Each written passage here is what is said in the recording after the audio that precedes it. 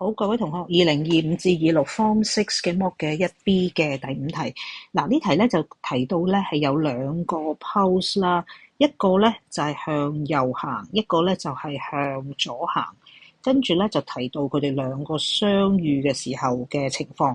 各位同學，嗱，首先呢一種兩個相遇嘅時候嘅情況咧，就係一叫做 superposition，二可以叫做 interference，咁係接受呢兩個嘅答案嘅。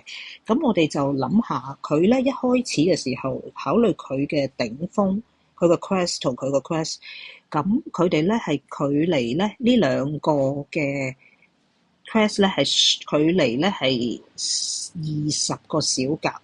咁如果以相同速度去行嘅時候，佢哋嘅相遇點咧，就應該會係喺呢條線嘅。咁因為呢個咧係有正10咁多格，呢個咧係有負6咁多格，所以正10減6就應該係正4。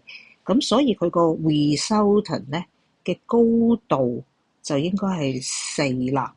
個高度就應該係4。咁我哋根據咧，我哋觀察咧，佢嘅闊度係6格，呢度係6格。咁即係話咧，其實佢搭埋之後，佢亦都應該係6格嘅啫。所以個形狀咧就應該係我而家畫出嚟呢個樣。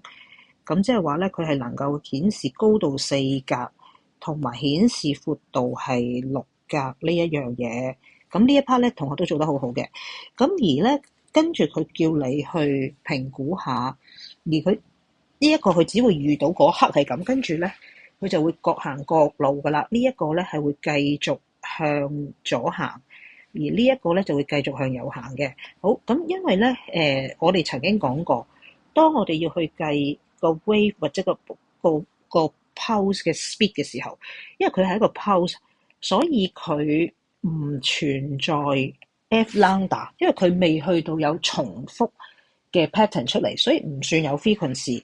所以唯一可以用嘅公式係呢個 distance 除 time， 係啦，即係距離去除時間。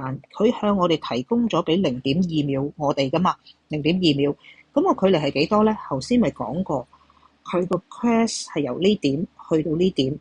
咁即係話咧，呢一度咧其實係10 cm 嚟嘅，10 cm，所以呢一個位即係0.1米或者10 cm，所以個答案就係0.5個 meter per second 或者係5個 cm per second 都可以